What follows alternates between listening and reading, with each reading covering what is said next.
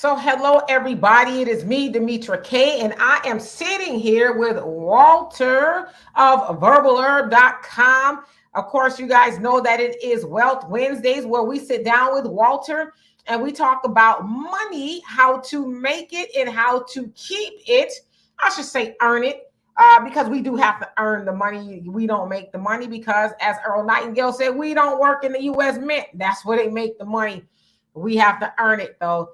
So we talk about a whole bunch of things as far as, I don't know, real estate, credit, cars, you name it. And of course, we always like to take the questions from the comment section. On the Demetra K Show, we believe that the viewers are not just viewers, but you are participants. We actually think of you as the third co-host. So the purpose of this show is to promote Black love, knowledge, and understanding of all things that go on in the Black community to make us even better people, with the emphasis on even, because we are a great people, but we can always improve. And I'd like to say hello, obviously, and welcome to Walter, and hello and welcome to YouTube and Facebook, the other side of the conversation. And so far we have Darius. How you doing? And you say what we as African/Black people have always received for 500 years plus, a whole lot of nothing, coupled with a harder way to go in North America, American life. Got you. Kimberly, how you doing? Yes, indeed, Black first. And Raina, hope I said that right. How you doing? He says, we always get nothing. And Trinity Love, how are you doing? He says, 1984 to 2024. And do tell. And Aaron, how you doing? And thank you for tagging people in here. And so we are going to be talking about the Inflation Reduction Act that I guess was passed on Sunday, and I guess is going to be signed by that President Joe Biden. Of course, I'll get into what it does supposedly do, and what does it mean for us as Black people. Who else came on here? Let's see. Freddie B, how you doing? And Metal Face 78, how you doing? Oh, you're chiming in all the way from London. Well, welcome. And Brother Reggie, what's going on with you? So before I get started, I also like to just say a big giant happy birthday to Marcus Garvey. He would have been 135 years old had he still been alive, but he's not. Actually died in like 1940 or something like that. And so, of course, we know that Marcus Garvey was a Pan-Africanist, and he was trying to take or get as many Black people to go back to Africa as possible. Started this movement in the early 1900s. He was trying to get us to go back to Liberia, but as usual, it's always an epic fail when it comes to Black people trying to do stuff. Of course, you guys know that he was infiltrated by that of J. Edgar Hoover, the FBI, and the UNIA, Universal Negro Improvement Association is what it was, UNIA, to help Black people, do better. Of course, that went belly up. Of course, his motto of, UNIA was one God, one aim, and one destiny. Basically, we as Black people all over the world should work in unison to try to get to a common goal of, as he would also say, up you mighty race, accomplish what you will. And so still to this day, we are, having that conversation about us doing better. And so that's why I'm glad that we have Walter on here on every Wednesday to try to help us do better. Because as I said last week, there is no Black power without the dollar. So Walter is going to help in this conversation. Of course, you guys will too. Kid Grebo, how you doing? And Vicky, what's going on? All right, Walter, what say you before we get started?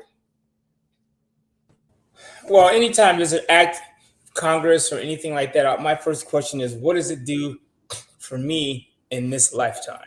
Like climate change, we definitely need, because we want our kids to be here. Inflation, good luck with that. Inflation is here for some time, but I like to know, what is it going to do for me? I go through the bill.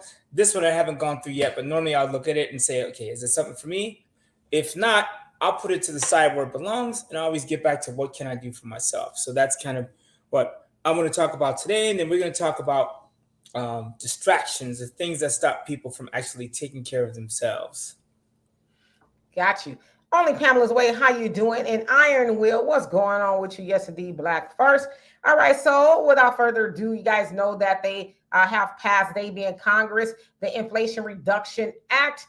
And I guess is going to be signed shortly by that of President Joe Biden. Now, you guys may or may not know that inflation is about 9.1%, the highest that it has been since 1980s when President Carter was in office. Of course, you guys might have seen high gas prices, which is coming down a little bit, but they say, yeah, gas prices are coming down, but everything else is going up: food, housing, you name it, right?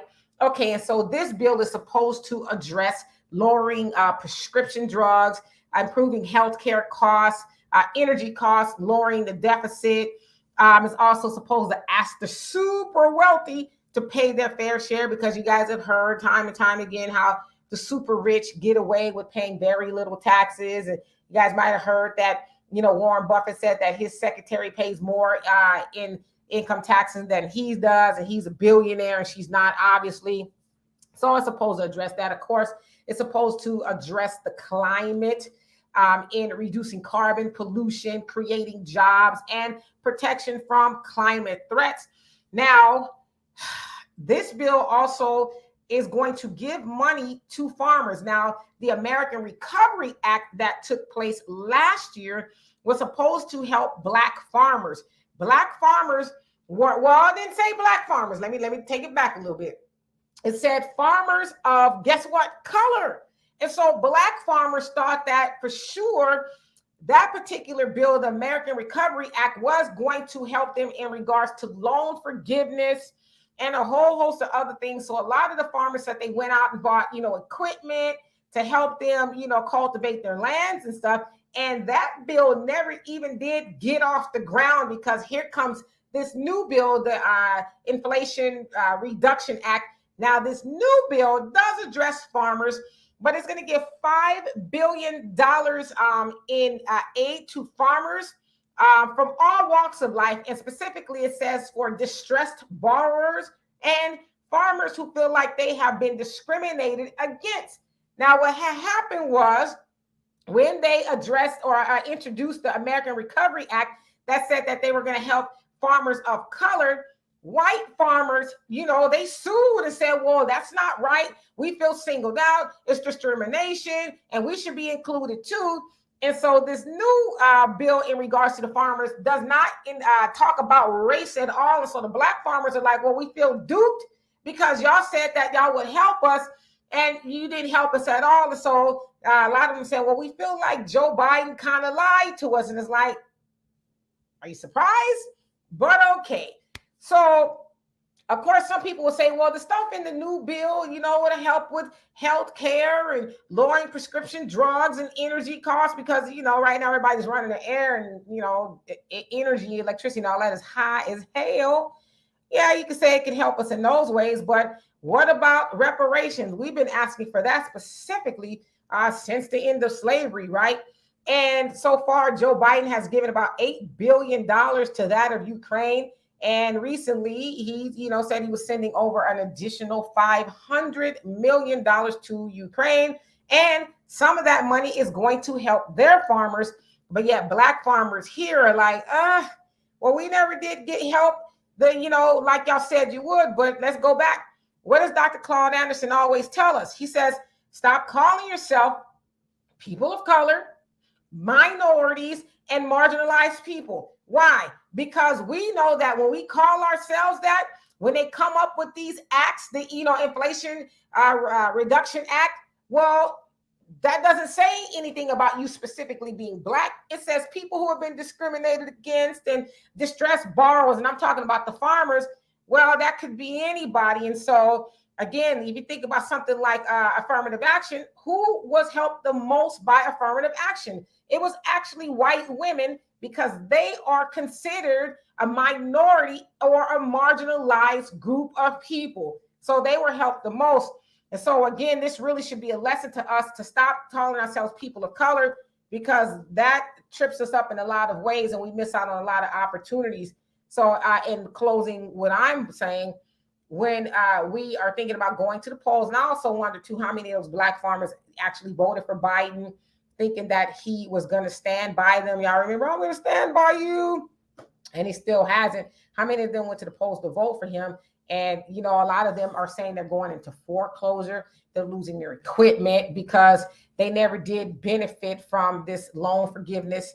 That was about $4 billion that was supposed to be set aside for farmers of color. And so we're going to examine that. And then Walter's going to get into us being distracted. And so with all that I said, Walter, what do you say? And thank you, Kid Grebo, for the donation. Love and appreciate you for that. And you say, what are your thoughts on Black Americans that claim they're not African but indigenous to the Americas? Well, indeed, there are some Black people who are not African. They say that we were here as well. Not all Black people come from Africa, which if you kind of think about it, if the mother civilization is Black, I guess in some regards, we all do come from Africa. So, there's a lot going on there. I know that, my people are from America, via slavery and all that. We could prove it. I think sometimes we get caught up into silly season as regards to I'm not from here, I'm from there, and this, that, and the other. So don't really have a lot of thoughts about it, but we could get into it a little bit after Walter gets into what he has to say. And Timothy, how are you doing? He says, I may have to come out of retirement and become a stripper again. Well, damn, I don't want to do that again. Those women can be aggressive. Yes, indeed. And Connie, how you doing? Who else came on here? The Pioneer. What's going on with you? And I'm gonna just read these comments really quick. And Metal Face says, please concentrate on a conversation that is based in real life and not stupidity. I am with you on that one. Only Pamela's Way says Black farmers were bamboozled by Biden. He told them a bald-faced lie, and he's not to be trusted. Well, people got to learn the hard way. And then Metal Face says, damn, that same pale-faced female that votes 60% for Trump. Exactly. They benefiting from affirmative action. Vicky says they seem to have selective memory when it comes to reparations always. Angela, how you doing? And Pamela says, exactly. Dr. Claude Anderson said the best, they lump us in with the minorities, people of color, etc. And we're not minority or people of color. Yes, indeed. And yes, it is distractions, Trinity. And Eli, how you doing? And Al, he says, the intro was so long, I'm confused on what's going on. I'm going to choke you when I see you. You can best believe that. So anyway, Walter, what say you? So I was basically just going over the inflation, because I'm getting mixed up, in Inflation Reduction Act that is going to be signed into law soon. So Walter, what say you? Well, I mean, Jesus Christ, that is a long ass intro. I'm trying to remember what we were talking about too. What it is y'all got a short attention span. Right.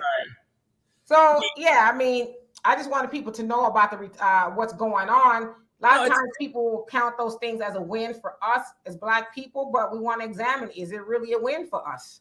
I mean, if you invest in the stocks, like for instance, this act is supposed to help climate change and some of the electric car, if I'm correct, some of the electric car companies like Tesla, Lucid, Rivian, some of these guys are benefiting. If you look at those stocks, they've been moving. So an act like this, if you understand what it means, and like Tesla's going to benefit, then you buy Tesla stock. I heard them on CNBC saying there's somebody that's buying a $70,000 Tesla really need a break. But when they pass these laws, they go to the people that are involved. So a lot of times these laws are passed benefit the people that already have. They already have the money. The other thing I want to address is there's some that believe that the continent was one, the Earth was one continent before. I don't know. I mean, I have a map behind me. I tried, if you look at the map, it looks like it could have been one place. And it just broke up over millions of years. And that should scare some of you because we have some more breaking up to do.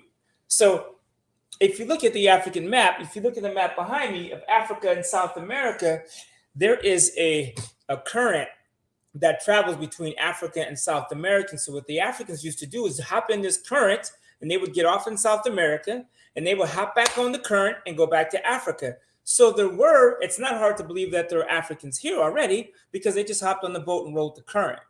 So, and of course there were Black people here. I mean, you go down, Colombia and all these places, you see Black people everywhere.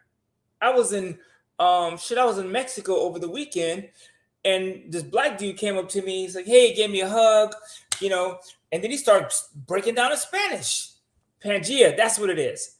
he started talking in Spanish to me. And I was like, oh, I keep forgetting that we are all over the world. So if we were a Pangea and we are the original people, of course we are everywhere, right? You can go to China. Matter of fact, if you look at the Chinese president right now, he has an African nose. The original Chinese, if you look at the warriors that they keep in the caves, those soldiers are black. Those are Africans. So we were everywhere. So were we indigenous? Yes, because were we African? Yeah, we are everywhere. So I hope that answers the question. I do have an answer for what you talked about earlier. And you know my thoughts on race and money. In reparations, yeah, we need. But are we ever going to get those? Hell to the no. Like Joe Biden, Joe Biden reminded me of Joe Jackson a little bit. Come home, slap the shit out of everybody, and put you on stage for a minute. You get a little something, something, and he turn around and slap the shit out of you again. Now, this is hearsay. I didn't see the special, but I have met Joe Jackson. Actually, at the house, I met him once with two 12-year-olds, but that's his business. And the 12 one wasn't for me. They were both his. Actually, they were going on a tour. The point I'm making is we keep waiting for people to give us shit. Like, I always go, am I going to get anything in my lifetime that I can benefit from? No. Reparations is not happening, so we need to take it back. Period. And what me and my sister always talk about is, what if we could just talk money without having to add race into the conversation? And here's what I mean by this. What if we could say, I want to buy this apartment building? And I'd have to go, okay, is there a black grant? Black people, do they do for black people? What if we just bought the damn building as a black person? And then a black person owns this building. So when another black person shows up and says, hey, I want to buy a building, we can help that dude. Or when a black person wants to move into our building, we can say, okay, I'm black, I own the building, I want to help my people. Like the Jews do, the Mexicans, everyone helps himself. The problem is with black people is we need to own more stuff. That's all there is to it. If we own more stuff, we can do more stuff for us. So basically, this bill does not benefit us really. And so I talked about it being Marcus Garvey's birthday, and I think it ties in perfectly because Marcus Garvey always told us to do what? Do for self. Because even then he realized that nobody is coming to save us at all.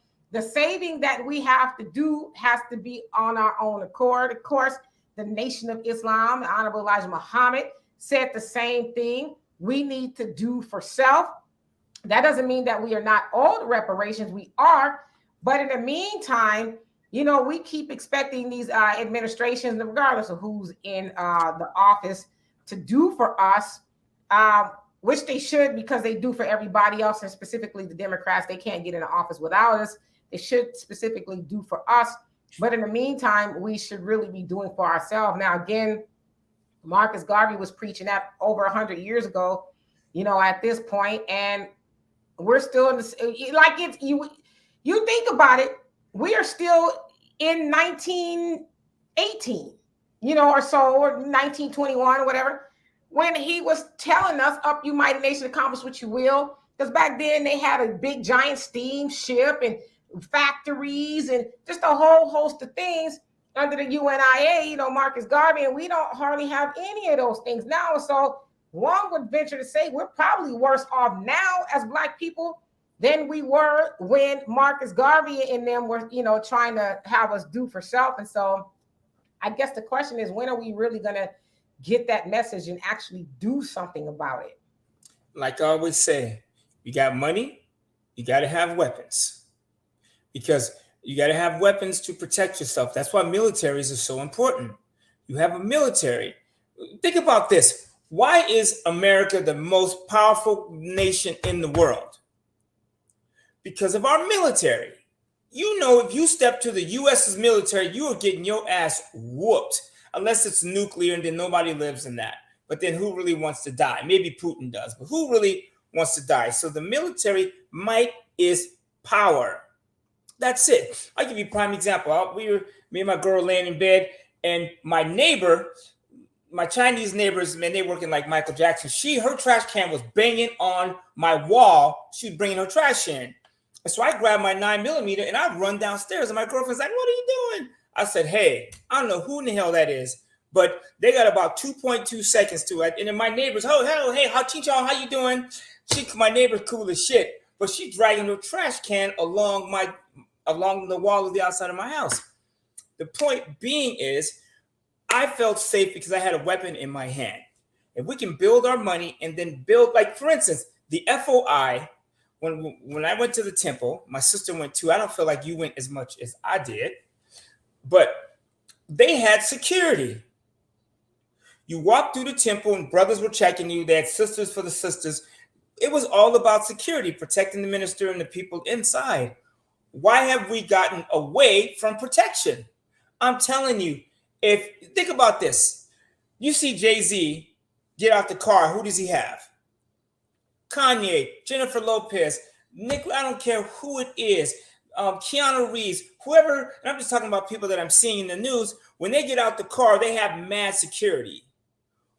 We can learn from that, right? So if we have protection, then it's hard for people to come to us and try and take shit.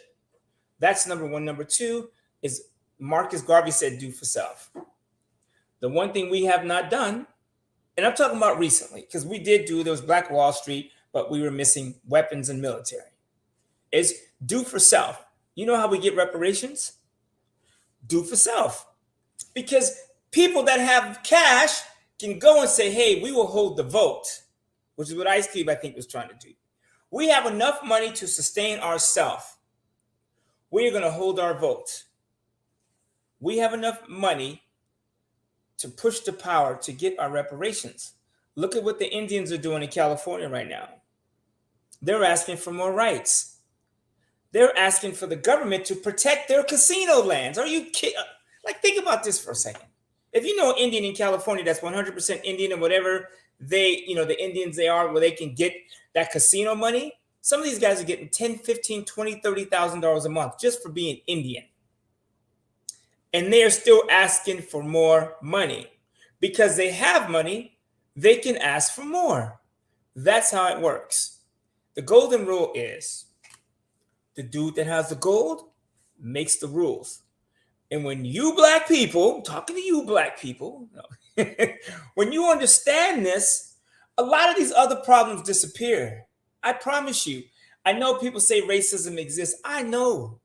I'm a black man in California. Believe me, I know racism exists. My neighbor 2 doors down, I have been here for 4 years. She has not said a word to me. I waved at her. I said hey to her. She looked at me like I was a wet food stamp. Every time I see her big fat ass, but I'm like, okay. And me and her took an exercise class together at Choose Gym. She stood next to me, never said a word for a year. Everyone else spoke to me. So I know it exists, but you know what I do? I pull my Range Rover up in front of her house. I leave it running. I put my S5 and leave it in front of the house and leave it running. Hit the horn, hit the gas real quick. She say I got 20 cars parked in here. She see my girlfriend packing our bags and on vacation and shit. So it exists, but I'm letting her know, bitch, I don't need you. Period. You take your big ass to work 9 to 5 and you struggle to pay those bills and we hopping on the plane. And it's got nothing to do with my skin color. It's got to do with my hustle. So if we take our skin color and stop using it, and when I say using it, I mean, we are black. So that's something I feel like we have to keep talking about. I step out the house, you see I'm a black dude. The cops see I'm a black dude. The lady walking down the street with her purse, see I'm a black dude. I know that shit exists, but if I keep focusing on it, I ain't gonna never have shit. I can promise you that.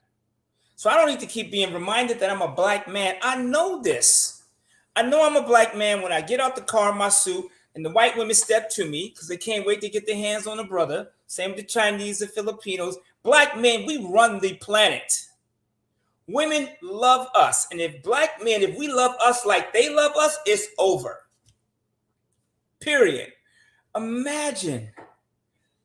Just imagine the black men, we get together and all of us get together and say, we put 10% of our shit away and we don't touch this. And if you don't put 10% in, you are not a black man. You're not, you like Joe Biden, you ain't black if you don't put in 10%. That's what we should be. Because I can promise you to the Jiminy Crickets, if you put 10% of your shit away and you do that shit for 12 months, and then let's talk then and see how much racism affects your life. See how really your skin color affects you when you have money in the bank. You see what I'm saying? And that's why I always leave with money. It's the key. I'm gonna always be a black dude unless I get vitiligo or whatever that shit is Michael had. Right? Go to Thailand and use they face cream and shit. Because everything in Asia, they want you to be white. Long story, leave that for another day. But it's the money. Put your shit away. And then, you know how you get power? Is you put your money in an asset that will pay you no matter what time you wake up. That is the key, black people, is ownership. I don't care if you put that shit in Bitcoin, altcoin, under the mattress. I don't care where you put it. Just put it somewhere where you can get to it. Do you understand? How about we do that and push all the distractions, which is what I wanted to talk about today. Distractions. Like, I don't care that the church is fighting with Beyonce. And why do you care too? I know, it's a good talk show, D. You got to talk about it because that's what you do. But like, is it really a big deal that Beyonce and the church are beefing? And can I ask you people in church another question? How do you know what's on Beyonce's record? Should church people even be listening to Beyonce's record? I'm gonna leave that alone because I don't want Kanye calling me no wild shit. But you understand what I'm saying? Like, why are we worried about that? Why are we worried about all these other things? Somebody asked me what the market's doing. It's doing great. Bed Bath & Beyond is back in the meme stock. It's back. It's a Reddit stock again. So now they're doing the GameStop, the Bed Bath & Beyond. They're pushing that stuff up again. You know what I'm going to do? I'm going to short that shit. I'm going to let this ride out and I'm going to short that stuff. Period. I'm going to buy a put option against it. So in Bed Bath & Beyond, which is on the brink of bankruptcy, when people stop playing these games, I'm going to short the stock. Period. So when it comes down, I'm going to make money. Do you understand what I'm saying? And then, yes. So here's the thing with LLCs. Yes, you need an LLC. But my thing is to just start. And then what if because what makes sense is you start looking for real estate, something to actually put in an LLC. Number one. Do you understand what I'm saying?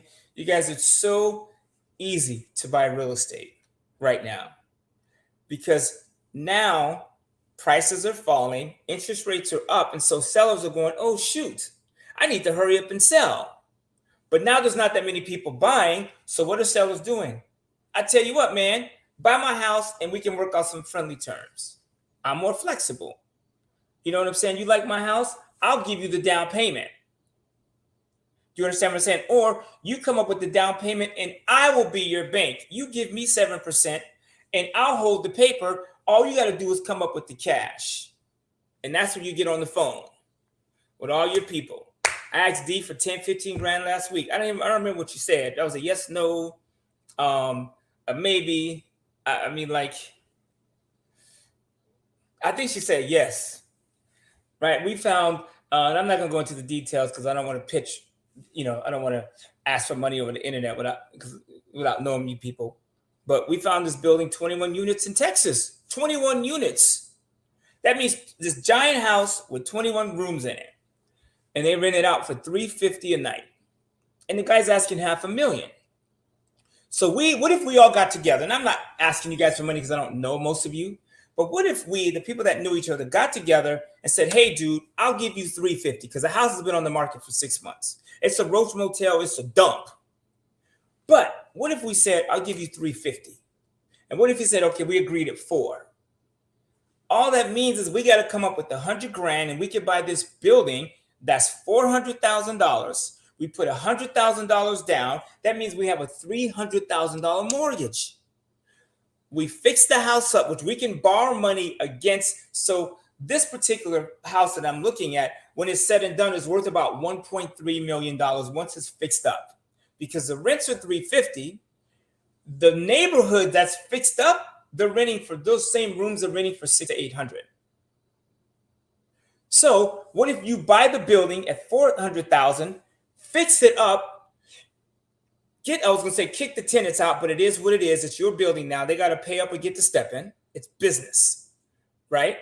So everyone's paying $600. You got 20 people paying you $600. That's $12,000 a month versus a $300,000 mortgage plus whatever you borrow to fix it up. So let's say we're in this building, 400 plus 100 to fix it up. We're in this building, $500,000. If it's worth 1.2, 1.3, let's say it's worth 1.2. And we fixed it up and we've got the rents up and now it's paying $12,000 a month or $140,000 a year. Think about this for a second. A building that is cash flowing $140,000 a year, what is that worth in the real estate market at a 10% cap rate? 1.4. So we buy the shit at 4, put another 100 in it, fix it up, and we put it back on the market for 1.4. We give them they $500,000 back. We take the $900 and we run to Mexico so we don't pay Joe Biden. Or at Mexico's the closest, because if we go back to Africa, they're gonna catch us on the plane. I'm just playing, but you get the point. You guys, that's how you build wealth. That is what me and my sister, one of my friends called me last night at midnight, so she's on board. You know what I'm saying? So we need another 50 grand, and this building is ours. And I'm asking all my boys for money. And if they don't pitch in, I'm deleting their ass. Because what's the point of us really kicking it if you can't get down and be where I'm at? Because I'm too old to keep drinking 40s. I don't know if that made sense. What are your thoughts about that? I mean, yeah, I definitely think pitching in to do something to move the ball is important because, again, I'm retired. And hello to everybody that came on. He says always light views when money is discussed with Black people. Well, yeah. Man, I'm telling you, man, y'all better get we need to be scared. Like I bought this mask, right, over the weekend. I was in Mexico and I saw this shit at the border. And I said, I'm going to use this shit for my financial show. Because some of y'all shit is so scary. And the crazy part is I'm shaking the it mask. This is what I'm going to be for Halloween. I'm going to walk around with a red balloon and just real slow through my neighborhood. But we need to be tooting the horn. Black people. Now, this is a Black show, so I'm talking to us. Right? Because most of my clients are white, Mexican, Filipino, Asian. My client base is probably 5% Black. And I spend more than half my energy, money, thoughts, marketing, talking to Black people. And that's 5% of my client base, period. So people say, listen, what if we one day could just deal with the money? That's it. Black people, and I don't know why we don't want this subject. Why isn't money sexy? Don't you guys like buying shit?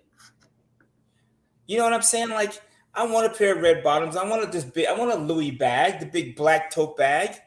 I want that. So, like, that's sexy, isn't it? But what if you could buy something that would buy you a Louis bag? Once a year, you get a new bag. Does that make sense? Absolutely. And so, Kente, you say, Connie is right. Our own land, 100 people legally make a town. The government has to recognize. My wife taught me that. We have our own everything, our own police department, our own town and market. Absolutely. I mean, we've had those things before, but we always ask this question, what did our ancestors have that we don't have? What did they do differently than we're not doing now? You know, and they came off of, right out of slavery, when times were really hard. They didn't have a bunch of governmental programs or this, that, and the other to fall back on. But they were able to build and have a piece of something. Of course, we all know the story, what happened to it, but that they still built nevertheless. And so why are we having an issue with doing that? And, as I Am Retired said, I mean, we talk about money. I mean, we've got, good amount of people in here, Facebook and YouTube. But when we talk about money, people just kind of seem to tune out. But I think what we're not realizing is we're out of time. You know, Black people, our wealth is projected to be zero in what, probably like 15 years, give or take at this point, just due to a whole lot of other stuff. And so at what point in time do we say, okay, we better get the ball rolling? Because if the government has not saved us now, what makes us think they're going to save us when things really get bad? Now, I know there's some people who are doing well. Some of us, you know, Black people are doing well, but then there's a lot of us who are not. So we need to figure out how to maybe pool our resources together with our family and friends and do something, right? Whether it's business, an apartment building, or something, we need to start staking our claim. That's what everybody else is doing. Mm-hmm. Hey, what up, Kimmy? I see you. I sent you an email. I haven't got a response. I'm waiting on you. I emailed you at like 2 a.m. It was late. So, and I do respond to emails. They'd be a little late, but I will respond if you email me. So let me go to my notes. So we talked about dropping race. And there's no, I think Black people, we reminisce on the pain. Like every day I turn on the TV, it's Black this, it's a Black issue. But what I don't hear is the money issue. And it's not like we're not being represented. You can turn on CNBC. They got the sister girl on there. She's on there. They got several brothers on CNBC. John Forsyth, whatever his name is. They got several Black people on CNBC every day representing, dropping the mad knowledge. So it isn't like we're not being represented. We're obviously in the room. Like you sent me the video, which I had mixed emotions about, of Ray Dalio and Kendrick Lamar.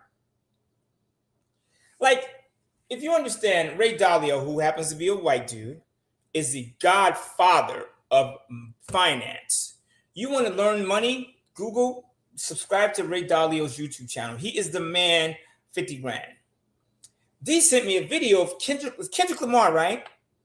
Basically, they're like rapping or doing like that Keenan and Kel, whatever, like translation type thing.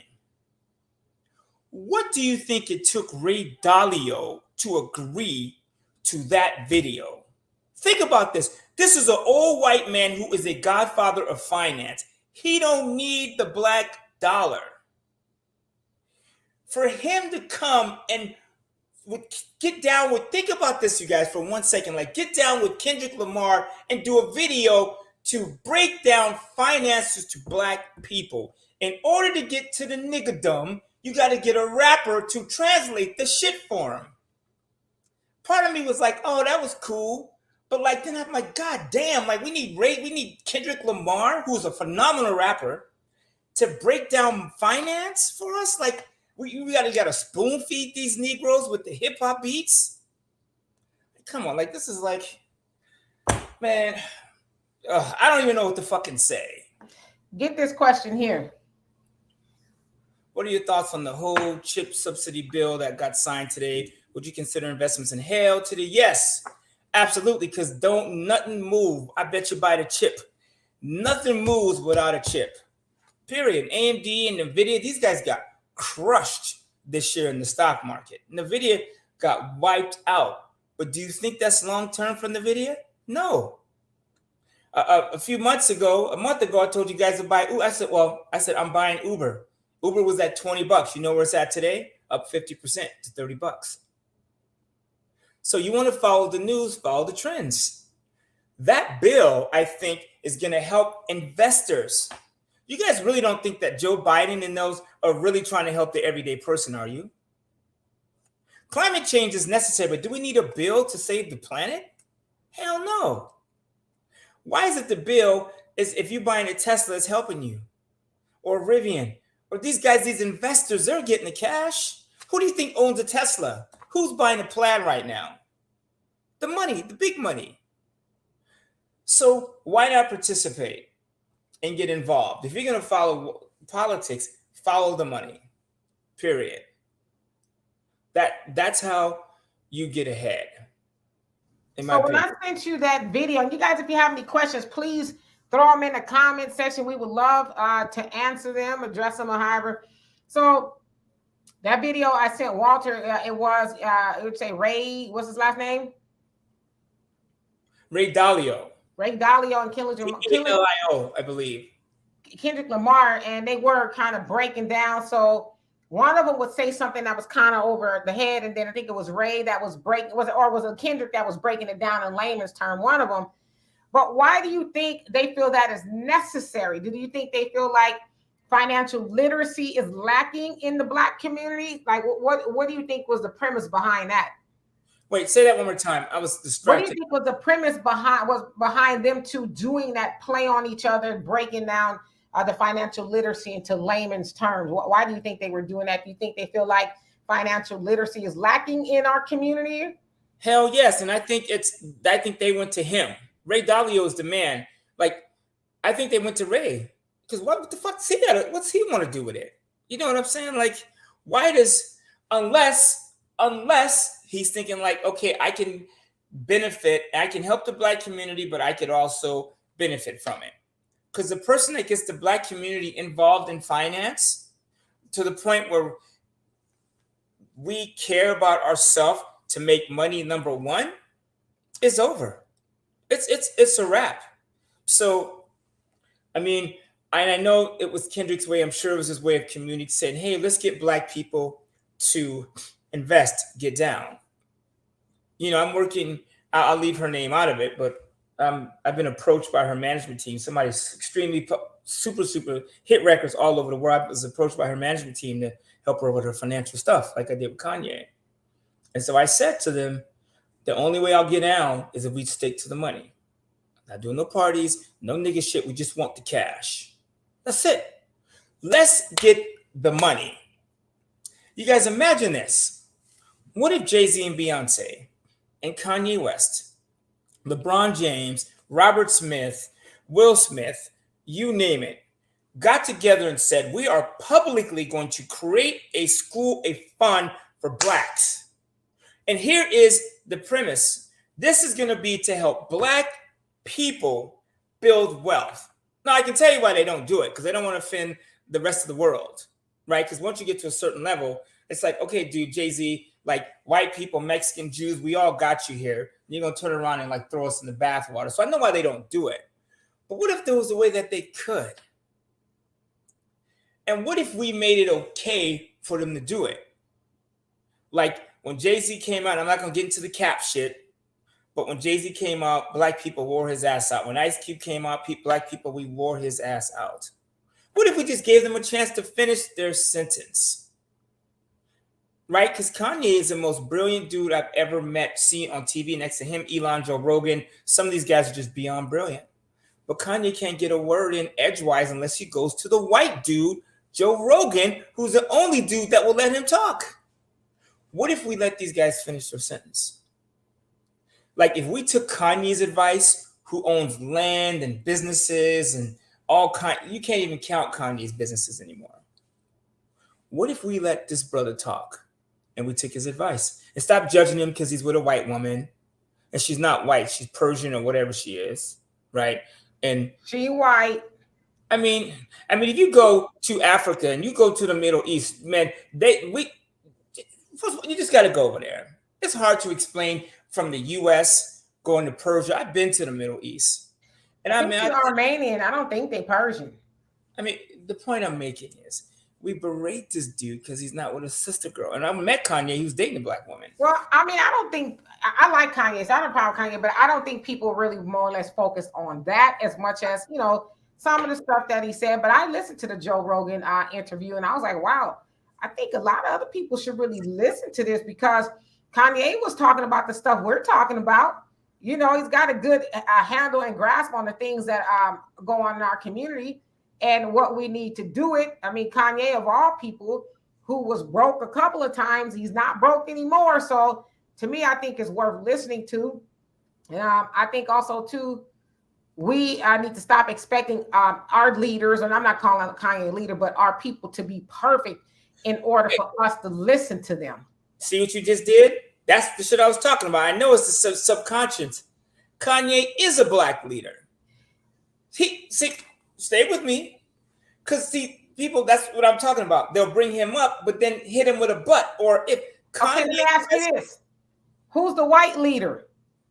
Okay, here's the point I'm making. Kanye West is a black leader. All a leader is somebody that goes up front and does the work. Right. So I get that part of it, but I'm saying as far as when we think of leaders in our community, we think of your Malcolms and your Marcuses and your Farrakhan's and people like that. So that's where I'm going. I'm not saying him not leading the way and being able to set an example. I'm talking about in that respects. Let me ask you a question. What makes Louis Farrakhan a black leader? I mean, because he's obviously done the work and he's been in it for a very long time, and he has imparted a lot of wisdom and knowledge onto Black people. He has a blueprint, obviously following that from the Honorable Elijah Muhammad, and a whole host of things. He's been able to sustain and raise a nation via, the Nation of Islam, has been able to take men and women from all walks of life in the Black community and bring them to where they are as far as being MGT or FOI. So I would say that's why you think of any other leader who was in the modern day time able to get over 1 million men in one spot to talk about being better Black men to better the Black community. I think he counts as a leader. Now, what if we had take that and we add somebody to the table that can actually get people to do stuff? Here's why I call Kanye West a black leader, because he's doing the work. Leaders lead from the front. You understand what I'm saying? What if Kanye and a Farrakhan, I know this is far-fetched, Black people would lose their mind, but what if Kanye and Farrakhan got together? Can you imagine how powerful that would be? Because Kanye is brilliant. Farrakhan is, he's the type of person that deals with all people, right? Somebody that is a powerful religious leader. They go and they deal with everybody. They go in the swamps, they go in the streets, everybody. You understand what I'm saying? What if those two got together? You know what makes Kanye a good leader? People will follow him. A leader is somebody that can have people follow him, right? Me and you, we are black leaders. We are leading people to do other things. So I think we have a lot of black leaders. I just think we have to get away from making a black leader only a religious person or somebody that is, power to the people. Like Malcolm is a leader. I'm not saying he's not. But what if him and Marcus Garvey could get together and say, Marcus, I'm on the money. Malcolm, you get their head right. Well, Marcus was gone before Malcolm came into, prominence, if you will. I understand, but I'm just saying. I would say this before you do that. Malcolm X's father was a Garveyite. He did follow the teachings of Marcus Garvey. So imagine that. We need to focus on the people that are getting it done. Period. Like if you look at LeBron James, and I'm not, I don't follow sports that much, but I know that he's got schools and he's got other things, right? So what if, let me leave this comment because I do want to deal with this. What if we could learn from him? I'm sorry, we're going to go back to Kid Grebo's correct question. Yeah, and then bring this one back because I want to deal with this. Okay. Please, baby, please bring it back. So let's answer this one really quick. Yes and no. Tax lien foreclosures. So tax lien, okay, first of all, you own a house and you don't pay your property tax. The government still needs the money from your tax. So what they do is they sell that tax lien certificate to an investor.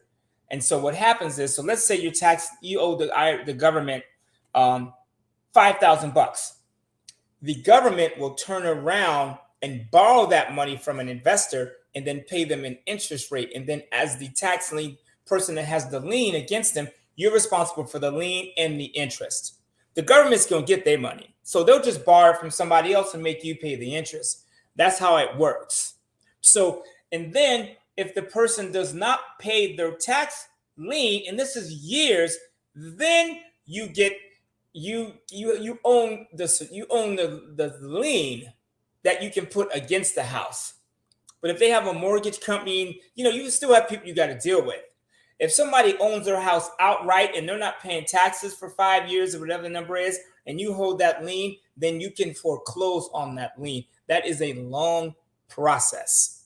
And I know a lot of people that have been murdered in tax lien seminars, and that's shit. Anyways, you have to be careful. Are they a good investment long term? Yes. But like, I'm gonna go in and I'm gonna spend $300 and I'm gonna get your house because you ain't paid your property tax last year. That is fantasy. It's not how it works. But they are good long term, like any investment that you stick with. Now, let me deal with this. I'm trying to figure out which drink. Right here, I got green tea. Matter of fact, you guys, if you drink green tea all day, it stops the carbohydrates from turning to fat, keeps you skinny. I got all kind, man. I'm trying to detox. What else you drinking over there? No, I have some cucumber, lemon, alkaline water over here. I got some pomegranate water. Man, I'm doing the right thing. I got green tea.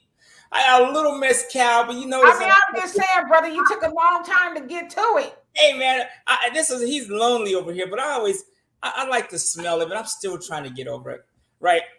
But here's the thing. Kanye West is a businessman. Entertainers, it's funny, black people, these are our leaders. Beyonce is battling, she's not battling, the church is battling her. She's an entertainer, but she's a businesswoman. We as black people put our entertainers on the top of the pedestal. Who put together the contract for Black America? Ice Cube, who was an entertainer at first and then a businessman. Kanye, you guys realize Kanye West is the number one, the wealthiest entertainer of all time? Of all time. Kanye West is the richest, most successful entertainer of all time. You know why? Because he is a businessman.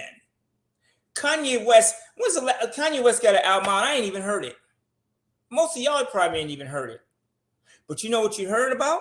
Yeezy, Balenciaga, him running Louis Vuitton.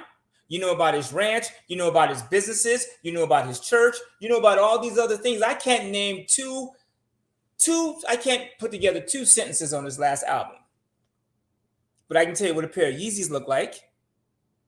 You see what I'm saying? So our entertainers that return to business are black leaders, period. I know for a fact, like Magic Johnson, is he not an entertainer? What do you call somebody that dribbles a basketball and throws it in a hole? He's in the Harlem Globetrotters are entertainers. The reason that LeBron James makes millions and millions of dollars is because he was a good entertainer and people come to see him. And then he turned it into business. You know what I'm saying? And how has Kanye West helped the community? Come on, you guys. Like, seriously. Well, I will say this. Because I know Kanye gets beat up a lot, but he does do a lot of things to help the community. I know that he has the school and everything like that in his mom's name, Donda something.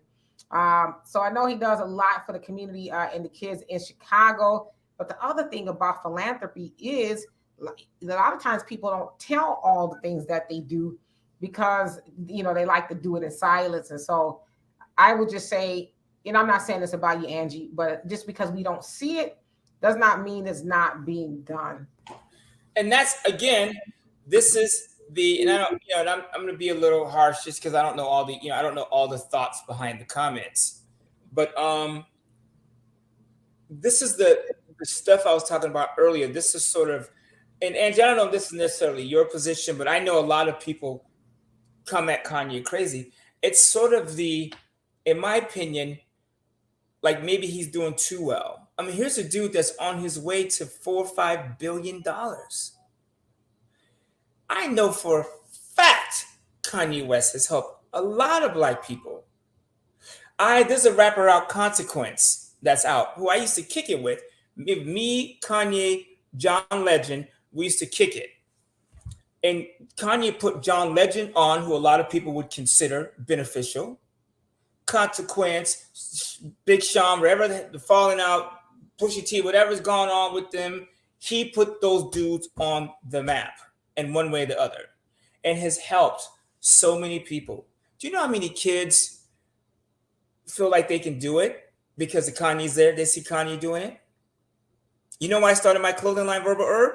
Because I helped Kanye with his licensing deal when he was first getting started. Me and his mom on the phone hashing out numbers, 10%, 12%, da da da da da.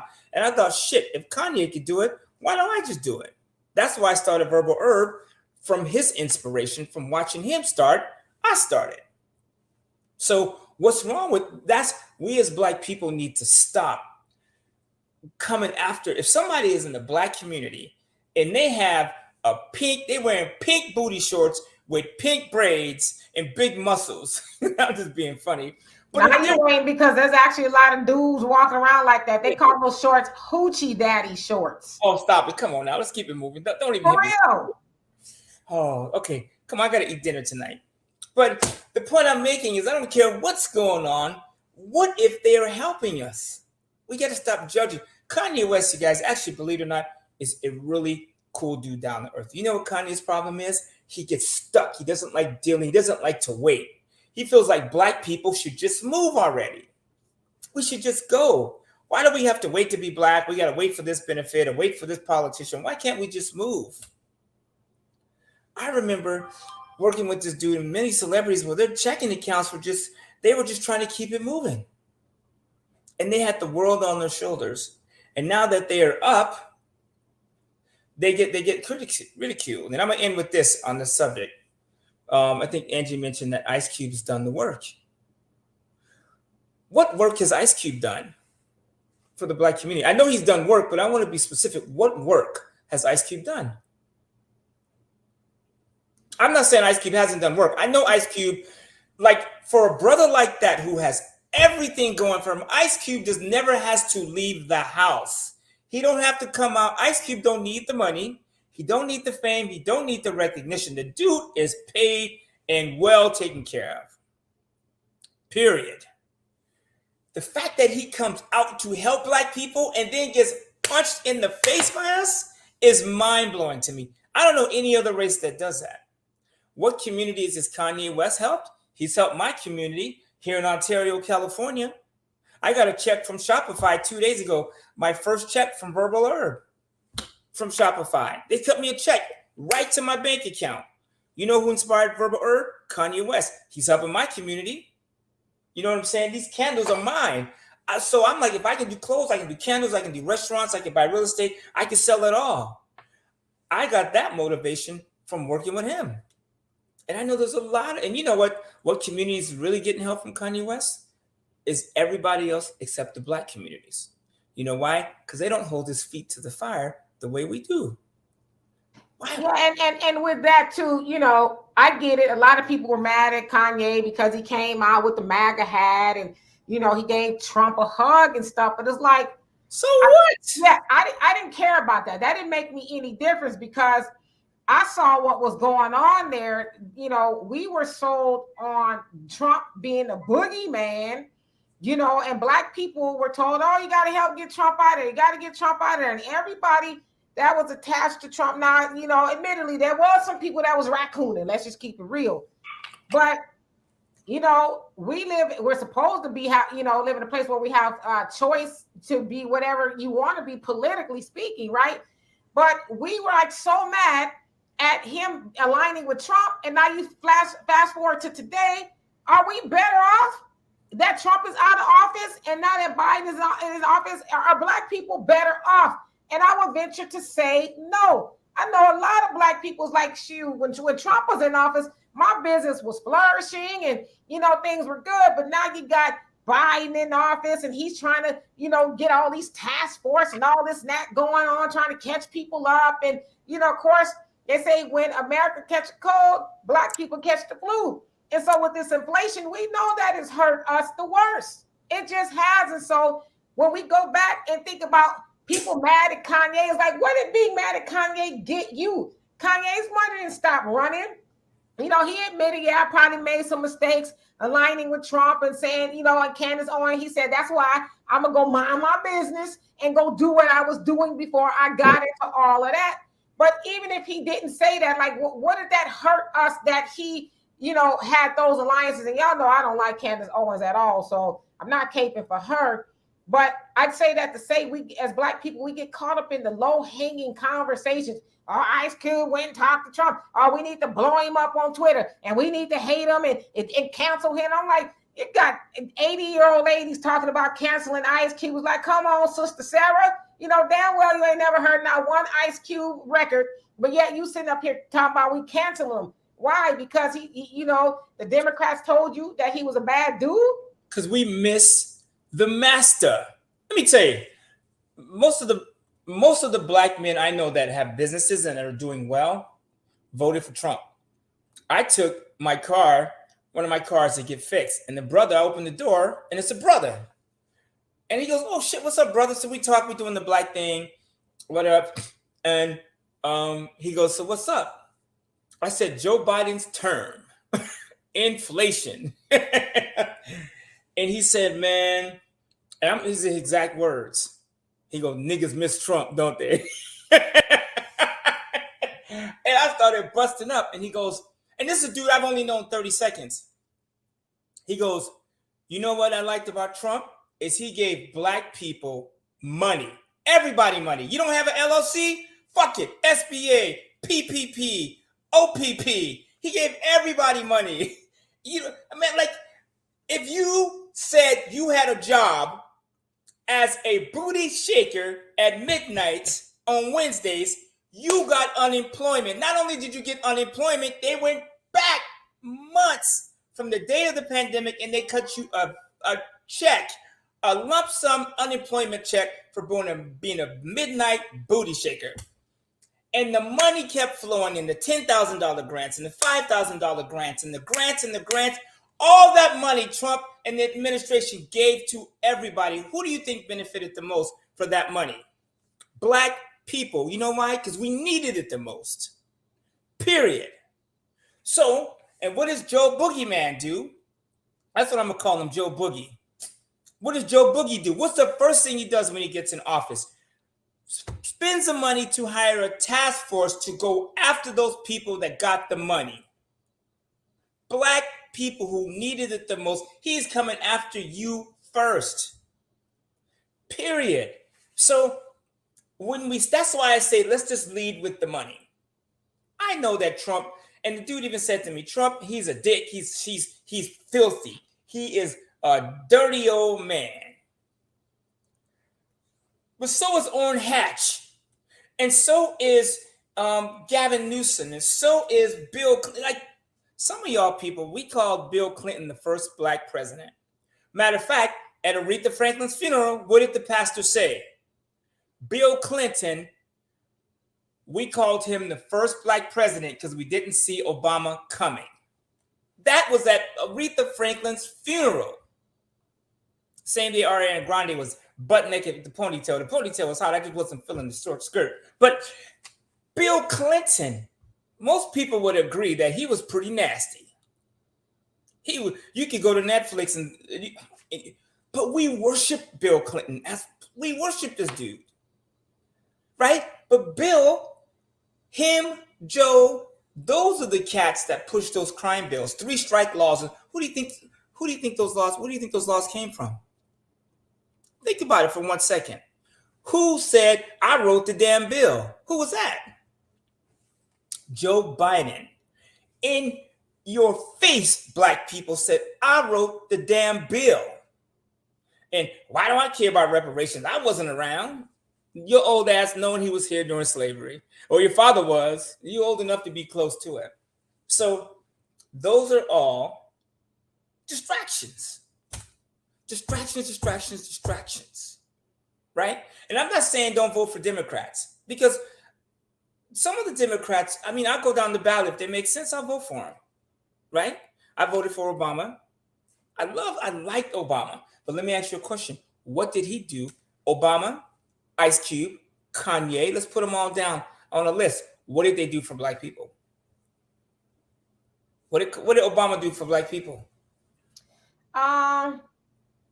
Nothing. You know what he did? I think we should say specifically because, of course, people say, oh, there was the the Affordable Care Act, things like that. But we're talking about specifics like he did for everybody else. And so we'd have to say a resounding no. Right? No. So, you know what Joe Biden did for me? I mean, not Joe Biden, what Obama did for me? He showed me an example of what a black man should look like, speak like, act like. Cut it.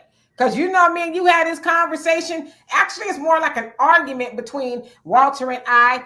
That's a damn lie. Okay, that's a damn lie.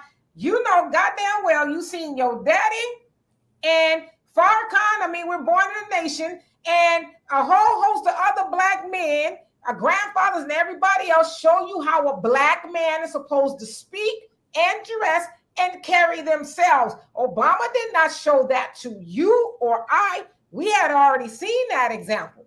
Well, no, but I'm not saying that's where I learned it. I said that's what he did.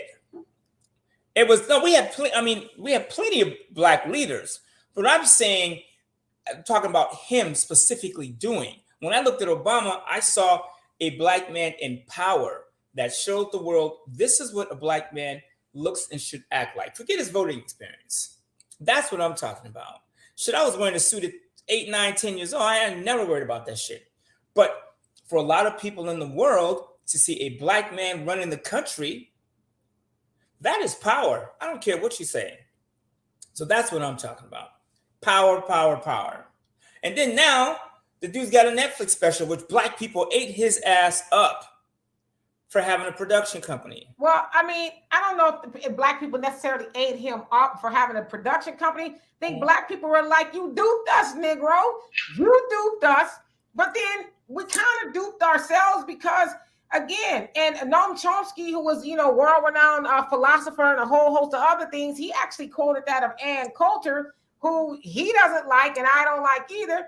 He says Ann Coulter was right in regards to Obama. Obama ran around with the hope and changey thing. That's what they call it, hope and changey. Says, it's hope you can believe in, it's change you can believe in. But she says Obama never defined what the hope and change was. We all ran around, it's change you can believe in. But nobody ever stopped to say, well, what exactly is changing? And who was it changing for? And so the fact that black voters to the tune of, especially the first time, almost 100% of black voters almost voted for Obama in the first term, nothing specifically. Second term is like, okay, this is last term, surely we'll get something. Nope, he walked out of there, tipped his hat, and said, thank you, Negroes. Now let me go on and, do what it do. So it's not necessarily that people are mad at him that he's getting his money, because most presidents do after they leave office. It's just that we helped you do all of that and nothing for us.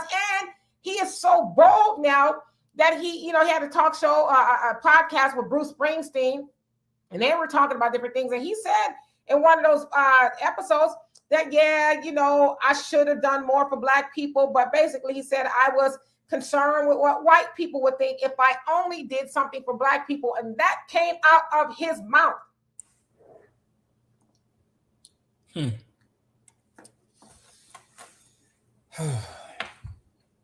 Distractions. See, and I was part of the distraction. I knew it was. Right? So, I don't know who Clyburn is. Jim Clyburn is a congressman from South Carolina. Oh, you're talking about that dude. Okay. Yeah. That's way on the other side of the country, but I get it. Well, he's the one that helped Biden get in office. Biden was dead in the water as far as. You talking about that dude? Oh, you talking about him and all this? The sister girls, here we come to save this dude. Yeah, Joe Biden was getting his ass kicked, and South Carolina saved him. He was in like 3rd or 4th place, right? And we saved him. We gotta stop doing that. And you guys, I love Ice Cube. Period. Like. And I know you don't have to agree with me, but like when somebody can create something and then use it to then ask for something for the whole community, the whole race is huge. Like he didn't have to do that. Do you know how dangerous it is for a black man to go out and take a non-partial stance and try and get shit done for us? Do you know how dangerous that is? Like, seriously. It is like, and I know a lot of black leaders struggle with this. Like, fuck it, then I'm gonna let these dudes, I'm gonna go back to my big house and my lifestyle, and I'm gonna let these, I gave it my shot. I understand where they come from. So we need to, hey man, if they're bringing the money, hallelujah. Because there was a time that we loved Donald Trump. Remember that? If you playing spades, you had the Trump card, it was a wrap. Matter of fact, if you had your Trump card, you'd be like, I got one book. Guaranteed, I got one book.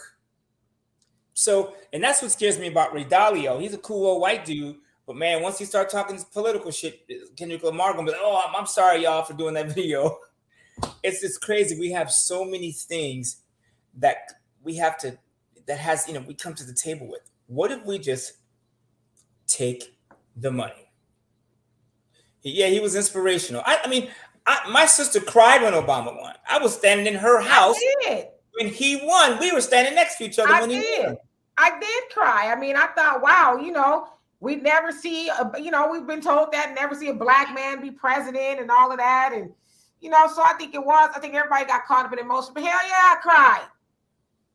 I remember John McCain came out and said the people have decided clearly. Woo! I like John McCain. I mean, yeah, he's in racist Arizona. He got his problems, but at the end of the day, I like to see, like those guys really come together. But back to the money. Here's something you guys could do right now. And I know I got a few people in here I noticed that we've done some stuff for. This is a question here. Let me preface this for you. So Connie, she has sons that they are in music, but she always try to talk them away from that because too much is going on with rappers today, which is true. So she's asking, I guess basically, what would you advise for them to do? Sounds like they're very business oriented already. So what would be your best advice? Think like a business. So rappers, comedians have one of the easiest points of entry. Matter of fact, I mean, you were talking about me going back into stand-up comedy because it's such an easy way to gain money and power. Rappers, you can say, bitch, you ain't shit, holla back. And she'll holla back and buy your record. And then she'll buy your shoes and your hat and your t-shirt and your clothes. She'll buy everything. You know what I'm saying? That's power and influence. What if your son is a rapper? Make sure your sons invest the money, because think about Kendrick Lamar and Ray Dalio, who is the godfather of finance. Kendrick Lamar, he'd have to be a son of a bitch to stand there with Ray Dalio and not be buying the block. It's too late for him. He's got to buy the block. He's got to invest. Like I said, I got contacted by a management team of another artist. She's got hit records all over the world. And when in her music, she's like, I got buying businesses. And she's talking about buying the block and buying businesses. And so I'm to her manager, I'm like, yo, when we buying the businesses?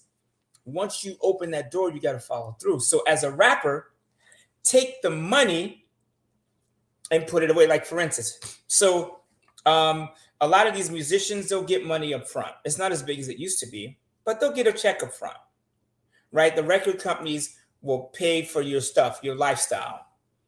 And so instead of paying rent and buying cars, buy cars and buy houses with that money. I told one of my boys in the music industry, with that advance, buy a small apartment building. You live in one, let the rappers live in the other ones, and you rent out the rest of them. And then when you get ready to move, let those rents pay you for the rest of your life. If you don't sell another record, you get a check for life. So you don't end up at Target like JJ Fad or my boys from Troop.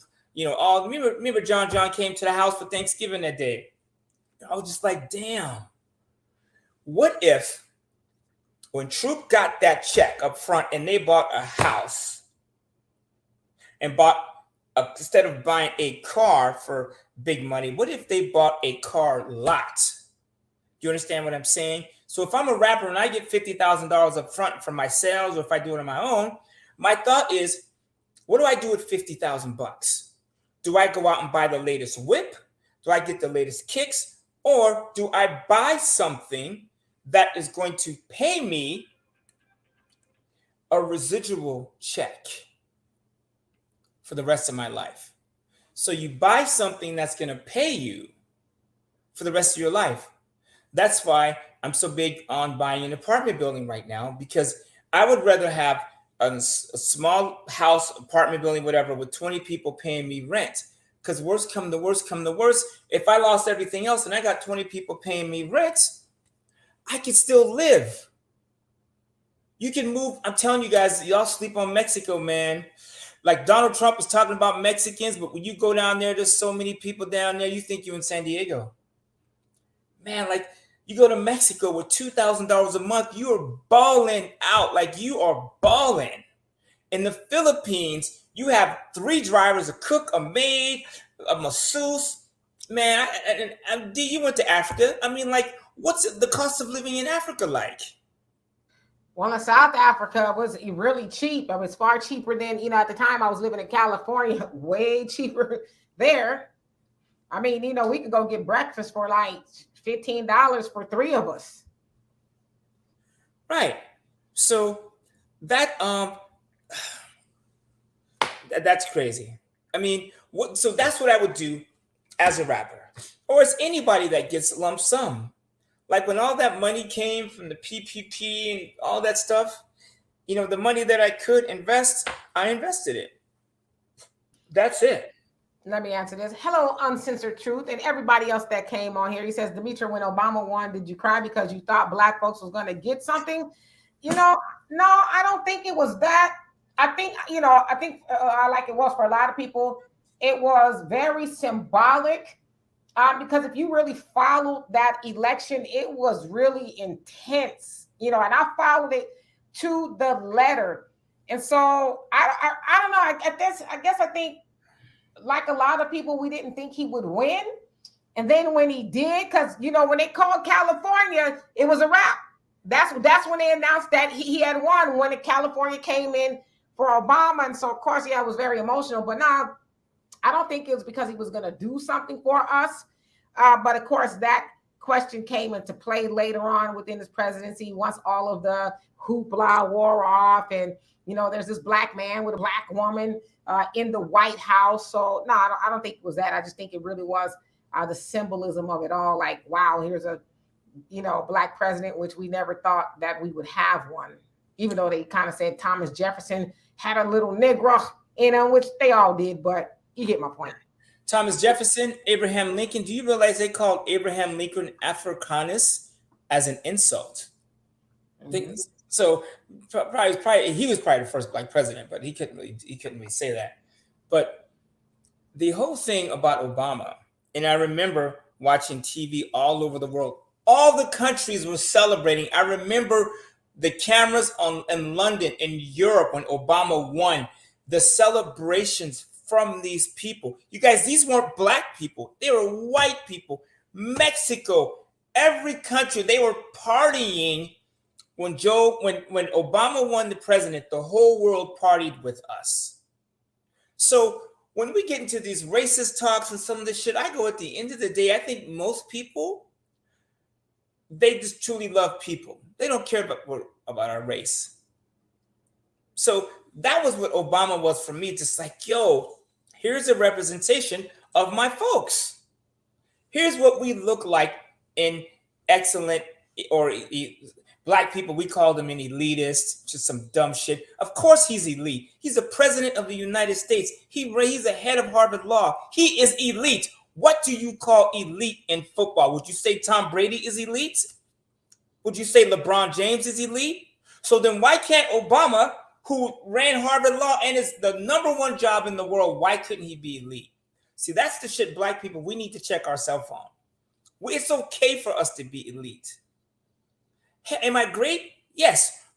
Are you great? Hell to the yeah. Why else would you exist? If you don't think you're great, then just go pull the trigger and keep it moving. Let the person next to you be great. My dad, and I learned this from my father. He says, people oftentimes talk about, nobody's better than anybody. And he says, nah, that's a lie.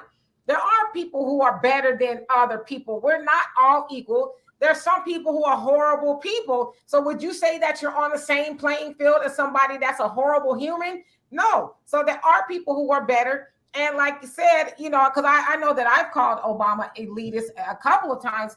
But with that point, yeah, I mean, we do have people who are elite simply because of the accomplishments that they made. Being elite is being in a class or, a company, in a company like yourself or a class of your own. And so, if you maybe working at Taco Bell, you're probably not going to be eating at Ruth Chris or the top, dining spot for rich people all the time. You might get in there once, or whatever, but it's not somewhere you're going to be hanging out all the time, or wherever elite people hang out, wherever that is, shit, I don't know. And content creator says, who would you guys like to see run in 2024? I'm saying right now, anybody but Joe Biden. Of course, there's a whole lot of other people. I don't know. I think by now we should probably all realize, regardless of who it is, they're probably not going to go to the White House with a Black agenda. But I would hope whoever it is, that it would help Black people. Now, I heard that Gavin Newsom may be throwing his hat in the ring. Now, Gavin Newsom is the governor of California. But I will say one thing about Gavin Newsom. I know a lot of people don't like him, but he seems to be pretty forward thinking when it comes to Black people. I know it's not a big deal, but the Crown Act, California was the first to pass that, saying that Black people cannot be discriminated against in the workplace due to our hair. He also put a moratorium on the death penalty in California. He says, as long as I'm governor, we will not be pulling the switch, because I know disproportionately that there are Black people on death row, and a lot of them probably don't deserve to be there. And so he says, y'all don't have to worry about that. We're not going to be, killing people on death row. He also signed into, I don't know what it is exactly, so I'm not going to try to say what it is, but basically he says the reparations that they are entertaining will only be for American descendants of slaves. It won't be people from Africa, Jamaica, and everybody else included. He says, no, it's going to be for basically ADOS. And so there's a whole host of other things that Gavin has done. I get it. He's a Democratic governor. A lot of people maybe don't like some of the things that he's done. But hell, he sure has looked out for Black people just in the things that I have said. So I don't know. I mean, I would be cool with Gavin if we had a Republican governor. We'd have some balance. But I really think Trump is coming back. You guys, they're spending so much money trying to block this dude. And you have to get to the point, go, you know what? I don't care how slimy this dude is. He's on his way back. And the only thing they're doing right now is making his followers more. All they're doing is digging in more. That's it. So at the end of the day, I just want who's ever given us the money. Because if you give us the money, we have the power to move the ball. That's it. Just give me the money and leave me alone. I don't care about none of this other shit. These rights for this person and that person. I don't give a. What was that? Who was that? From the soldier store. I don't give a damn. Who was that? Caesar. You know what I'm talking about. No, you talking about Color Purple? No, was it him? Oh, was it Color Purple? Well, she says, my name is Mary, and he says, Mary, who gives a damn? Oh yeah, I gotta Google that. Mary what? Mary, who gives a damn? I always mess that part up, but give me the money, and then let's do it. So like this, I always tell people, step one is to build your credit. I see some of these comments, some of these folks on here, where we have done that. Build your credit. If you can build your credit at all costs, just start right there. Build your credit. Go to Self. Self, you can give them $25 a month, and they'll show you making payments to yourself. And then once you get up to $300 or $200, they'll give you a credit card against your own money. Boom, that's number one. Credit One will give money to almost anybody. First Premier Bank, they'll give Pookie and them a credit card. You understand what I'm saying? Synchrony Bank will loan you money if you have a decent credit score. So do that. And then when you tell people how much you make, keep the number exact. If you tell Capital One you make $100,000 a year, tell First Premier, tell Navy Federal, because those numbers spread out. So when they go to look at other people's shit, that you've applied, you told them 70,000, but you told them 88, they check that shit. So keep the numbers the same. And then some of you need to show income. I know it sucks to pay taxes, but you need to be able to prove your income. That makes sense. Come on in, you're good. So that makes sense to do that. So now that you have good credit, as my man D will tell you, now you can go and say, hey, I tell you what, I like this car, but I'm not going to go to niggerdom and do it. I'm not going to go to an iron car lot where I get burned. I'm going to build my credit, and I'm going to report my income, and I'm going to take my black ass to Navy Federal and say, hey, here's the VIN number for this car that I like. They will run your credit, run that VIN, and say, oh, that car is worth $20,000. What are you paying for? $20,000. So you understand what I'm saying? So those of you that don't have money could use your credit to use your credit to get it. Do you realize the richest people in the world do it through credit? How do you think Kanye built Yeezy? Through what? Credit. Do you understand what I'm saying? How do you think Jay-Z and Beyonce built their empire? Using credit. Ray Dalio, all these people. Elon Musk, how do you think he built Tesla? Credit. You know what I'm saying? He borrowed money to get PayPal. He actually, Elon owned the other company, but he merged with PayPal. And he sold PayPal, and he took his money and he invested in Tesla. Elon Musk did not start Tesla. Tesla was already running. He jumped in and took it over, and he invested his money from PayPal to get Tesla going. The money he borrowed from investors. So credit is the way to go. Credit is, people say cash is king. It's actually the other way. Credit is king. Because I'll give you a real story. I tell people shit all the time. When I buy a car that I'm not using for my business, like if I want a car that I'm going to keep, I go to Navy Federal. I bought my Audi that my girlfriend's driving right now for $9,000. Navy Federal gave me $20,030 for the car. I gave them the VIN number. They go, the car is worth $16,000. We'll give you 125% of the 16. We'll give you $20,035. They go, how much would you like, Mr. Coulter? I said, stop with the dumbass questions. I want it all. Brand new socks and drawers. Give it to me. I knew you was going to say that. And they say I don't understand hip hop. So I took the $20,000, which is totally legal. The S5 sat there for 2 weeks before I picked it up. I just picked it up. Do you know that I have flipped that $20,000 twice already? They give you 90 days to turn in the title. So what am I doing for 90 days with this $20,000? I'm flipping that shit. So cash is not king. It is credit, because Navy Federal gave me the $20,000. I didn't put one penny down to buy the Audi. I didn't put a penny down to buy the Range Rover. Not a damn penny. I borrowed all that money and I flipped it. And then they're like, if you don't give us a title in 90 days to the car, we're going to turn it into a personal loan and charge you 20% interest. And so people go, oh, 20%, that's high. No, it's not. If you give me $20,000 and I got to give you 20% interest, I owe you $4,000 this year. If I take $20,000 and double it to $40,000 and I give Navy Federal $4,000, what do I have left? $36,000. When I only started with 20.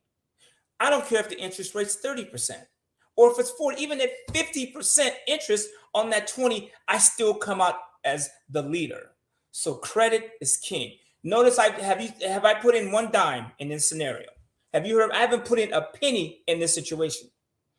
And you know what I did with the money from my Range Rover? Is me and my son, we bought a house together and we flipped that shit. And we took the money and ran. Like literally, my son ran. I don't know where he's at. Actually, I just don't. He's at home, but he ran home. The point I'm making, it's credit. So build your credit, and then it's easier to get money when you got credit. That's it. Because like when you go to buy an apartment building, screw a house. I'm done with, oh, I bought my house and I love my house. You dumbass. Because you know what happens when you buy a house and you don't buy investment real estate? Now, if you're not going to buy any other real estate except for one place, I get it. Buy your crib, right? Because you need a place to stay. But if you're going to get into the game, buy your investment real estate first. Because with investment real estate, you're not emotionally attached. My kids didn't grow up in the house. The baby, he dropped his binky over there in 1988. No, with investment property, I have no attachment to it. When your real estate is in your house, your emotions are there and you don't want to leave. And oh my God, my daughter was born here, and you get sucked up in the madness. That's why you buy investment real estate first. So if you want to buy a piece of shit apartment building somewhere, a little 3, 4, 5 bedroom door apartment, and they want 100 grand, the bank will loan you most of the money and then let you use the income from the rents as part of your income. That you can do with credit. See what I'm saying? You see You this can question borrow here? the down payment. This question I don't really know. That's not true. It's just not something that I delve into. I know when you get an LLC, you can do these net 30 accounts. So there's a lot of companies that will give you credit with your corporation, and then you can build your credit that way. Like Lowe's, Home Depot, some of these people will give your corporation credit. And when I say flip, Kimmy, here's what I mean. I mean flip, like turn it over. So we bought this house. It was the Bates Motel. Like it was doomsday. We bought it and we went in there, me, my son, and some Mexicans, and we gutted this place out. Cleaned it up, fixed it up, made it look presentable, emptied it out, gutted it, and then somebody gave us $140,000 for it. The very next month, we closed. Somebody gave us $140,000. So that's what I mean by flip. I didn't do shit to the house but clean it up and haul the junk away. Thank you, Mr. Shawnee Blake. I appreciate it. I can't see you in your picture. Okay. It's Mrs. Hey, Mrs. I'm sorry. I don't even have my glasses on. So, if you do that, start with credit. You guys, I'm telling you, put everything else aside. Make sure your credit is tight. Because you can borrow money. Like Jesus, I'm borrowing all the money I can right now, man. Apple says, hey, do you want to apply for an Apple card? Hell to the yes. I'll take that card from Goldman Sachs. Amazon Prime, they got a credit card too. Every time I spend money on Amazon, I put it on my credit card. That allows me to let my other money work. I'm trying to borrow as much money as I can. I'm telling you, Joe Biden walked in and said, yes, sir, I want to borrow some money. Because then if I can borrow money at 10% or 20% and make 50 on it, I'm the king. And let's be honest, most of us have a higher credit score than we have cash. Here's a question for you. How can you tell a piece of property is good investment real estate? Shit. I don't know. It depends on the property. Like with me, what I do, your profile pictures, just make it bigger for the blind folks. How you tell? Let me correct that. Make it bigger for the old folks. Walter is up there. He's up there in age. So I'm 52. You would know unless you told him. I do wear glasses though. But how you tell the property is good is can you build an exit strategy? Like for instance, when we did the lake house, I like this woman. When I did the lake house, we renovated it, cleaned it out, and improved on it. You saw it when we first bought it. It was a shack. But we cleaned it up and we made it look better, and we added $200,000 to the price by fixing it up and making it look nicer. So if you have an exit strategy, because with real estate, and you guys, Grant Cardone is good at this, is you buy a piece of shit, and in your mind you go, is there anything like this? Can you see this property and see that there's a nice property that could have looked like this? If so, then there's your exit strategy. You buy something that needs work, you fix it up, and then you sell it for a higher price, or you refinance it, and then you take that money and then invest that money somewhere else. And so real estate, another way to tell is it a good investment is the money, the mortgage that you pay and all your expenses is the money you're making more than that. That's it. With commercial real estate, if you own a 10-unit building and the mortgage is $2,000, but your rents are $4,800, and your expenses and everything, let's say, come out to $3,000, and you You collecting 4,800, you're making 1,800 bucks. Let me ask you guys a question. What would 1,800 bucks a month in extra income do to your lifestyle? I would be able to sleep in one extra day. Money talks. So, man, and you know what makes me mad? Especially black people. I'm talking to you because when I bought this lake house, I asked on our old show, I asked everybody to help me buy it. The chicken with making the bread. I asked everybody to pitch in, please help me. No, Walter, don't go over there. Don't do it. It's dangerous. I asked everybody to help me do it, and everybody said no. Everybody told me no. So we bought the house, and now it's got $200,000 in equity. And last night, it paid us $2,200 at midnight. 2 people booked that place at midnight. $2,000 and coming to the bank. I didn't have to do shit for it, but make sure it was clean. How can Shannon get a hold of you? Says she needs personal consultation. I mean, you can do what Kimmy did. You can hit me in my email. And I put it in the description box. So Walter's email is in the description box if you want to get a hold of him. And I was wondering how Kimmy got a hold of me. It's WLCoulter, COUL @gmail.com. That's the best way. You can email me anytime. I'm also on Facebook. And I'm up late. I'm up 2 a.m. California time, returning my emails. And I do hear from some of you. Like, I know me and Darius hit me. I talk to this dude all the time. He's like, brother, I got my credit score went up. I'm like, damn, I need to start calling him because every time we talk, something go up. So thank you so much, Shannon. I really appreciate you for the donation. That is awesome. So thank you so much. But Walter's information is in the description box if y'all want to get a hold of him. Yeah, when you do reach out to me, just be ready to move. Do your praying before you call me. Talk to the Lord. Talk to your family members. I always ask people, who are the people in your life that you need to go to before you make a decision? Talk to them before you call me, because I like to get moving. And I'm going to end with this because I got to get out of here. I told a friend of mine, she called me last night at midnight, or we talked at midnight. She goes, I'm being sued, long story, Walter, what do I do with all my money, my assets, and my house? I said, girl, didn't we have this conversation years ago? I said, you know why? I said, now you need to do it. So I said, fear sharpens listening. So listen to what I'm saying. We need to do this. We need to do this. We need to do this. I said, the good thing about trauma is you become stronger from it, and it makes you richer. Some of you guys own real estate, and you don't have no cash. I told one of my clients that he's 75 years old, 76. I said, man, if this refinance don't work out, we will sell that shit.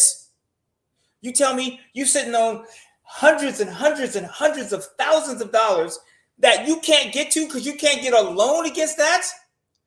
Like some of y'all own a house that got $50,000, $100,000 in equity. You could sell that shit, buy the house next door with a small down payment, and for some of y'all, you'd have a little mortgage, but you got $100,000, $50,000 that you can go start a business, flip, do this, do that.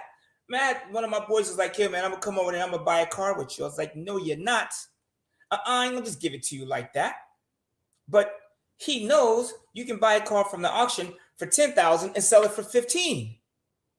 Do you understand what I'm saying? So there's things you could do once you get your hands on the cash. You can start a clothing line with $200-$300. Here's a question for you. The answer for me most of the time is no, not now. I would have a year ago, 2 years ago, not now, because now those new construction homes, the prices are sliding. And when you buy real estate, I want you to think like this. If somebody's already fixed it up and done all the work for you, where's the money for you? Like KB Homes and Toll Brothers, they make money because they bought the shitty land that was nothing there. They took and they built this beautiful thing, and then you go in and buy it. But KB Homes, they spent $300,000 to build this house, and you paid them $650,000. That's why Toll Brothers has a private jet. And Toll Brothers, they go to Jackson Hole and the Ritz-Carlton, and they and clink, clink, clink, because you bought a project that was already finished. I want the shit. Make my shit the chronic. Like the shitty, the C's, all that shit. Give me the dirtiest beat up house ever on the planet. This blue house, me and my sister going in on, it looks like somebody dropped a bomb on it and then hit it with blue paint. I love it because if I can get this place for $450 and put 100 into it and get it rented and ask for 1.4 million, I like it. I'm like Christina Aguilera. I like it dirty. The dirtier the property, the more ratchet, the better, because the worse it is, the more money you can make. Think about it. You want property that is just like Beirut bombed on, like it just looked like somebody just walked on the roof, because this you can buy it cheaper. That's why the 5th Ward and the 3rd Ward and all these wards are being gentrified, because they buy the shittiest property, fix it up, and then you turn around and you see this brand new building in the 5th Ward, and you see things change, and you see a little poodle walking down the street, and you come back 5 years from now and everybody got a poodle and the buildings are all brand new in the 5th Ward. The only way you can find the 5th Ward is in the history books. Yeah, you start seeing white women with poodles, it's a wrap. And Connie, thank you so much for the donation. Love and appreciate you for that. And so, Walter, I know you got to get out of here. And Darius, you say, and thank you for the shout out, Brother Coulter. I will be reaching out to you at some time tonight. I know you will, Brother Darius. Ooh, you know what? Real talk. Darius is a member of my membership. He sends me $100 a month. And I don't think he'll mind me telling you this brother's credit score is up 100 points in 3 months. He called me every day. I got a new credit card. I was in the shower because, if you call me, I'll be in the shower. You hear water in the background. I got you on speaker. I'm in the shower. Like, boom, get this credit card. Get this credit card. Just, man, you guys know what to do. We're going to get you there. Right? And yes, I love plumbing issues, electrical, rotten wood. I love it. I want it all rotten because it's cheaper. And the person that sold it don't have the vision, so they sold it cheap.